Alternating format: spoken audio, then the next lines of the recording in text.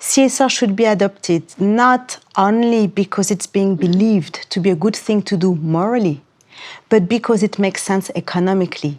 It pays off for the company and for society. Now, some critics see CSR as unrelated to the business primary target, which is making profits for the shareholders. Now, others see their efforts as greenwashing. What's your take on this? Well, most of the arguments for or against CSR are based on how the company's commitment to being responsible impacts its bottom line. So this commitment to responsible behavior consists in incorporating in the business strategy of the company environmental, social, and governance-related considerations.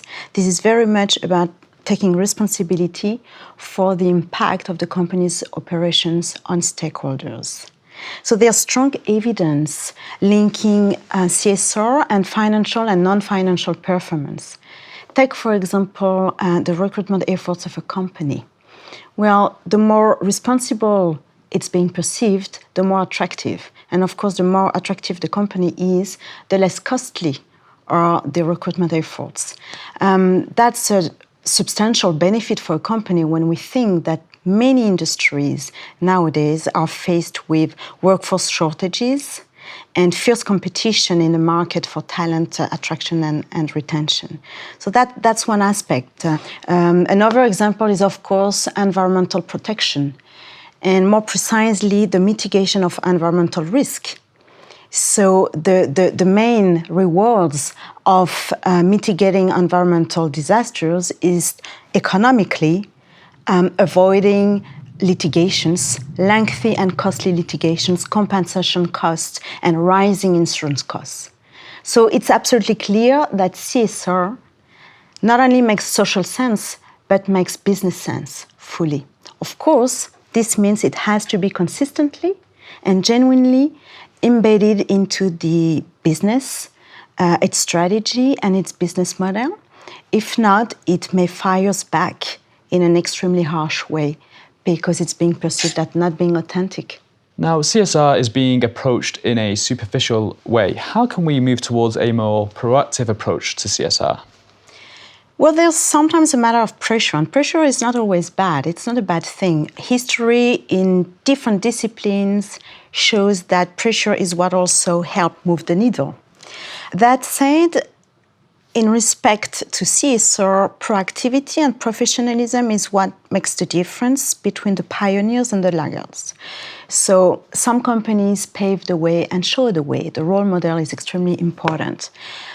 What are the drivers? Well, reputation, for sure, is one, seen as an outcome of efforts done upfront, of course, not the other way around. But let's take the example of a B2C company, for example. CSR helps secure customer loyalty. People buy the products because they like the brand, because they like what the brand stands for and what the brand does about what it stands for. So that's an example. For a B2B company, another example is also securing its competitive advantage. That's a driver, a strong driver. Competitive advantage has to do with being perceived as a partner of choice across the supply chain and in the eyes of the public and regulatory authorities. So that's another extremely important upside that CSR provides. So how does this impact the company's financials? Well, to the least, it's a strategic necessity. It has to do with the company's license to operate, which means that the activities of the company needs to be well accepted by stakeholders across the board.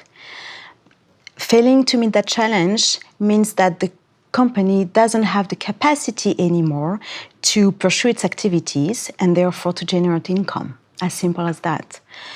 Another aspect is that CSR is an enabler for operational excellence.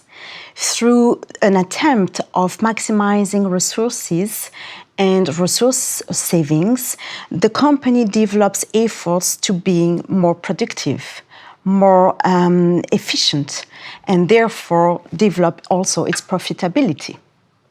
One last key aspect of it is the increasingly important interest that the financial community takes in the ESG, environmental, social, and governance-related indicators, in their investment decision-making process. So it's quite known that more and more investment bodies like pension funds, sovereign funds, factor in the CSR performance of the companies they hold for their valuation.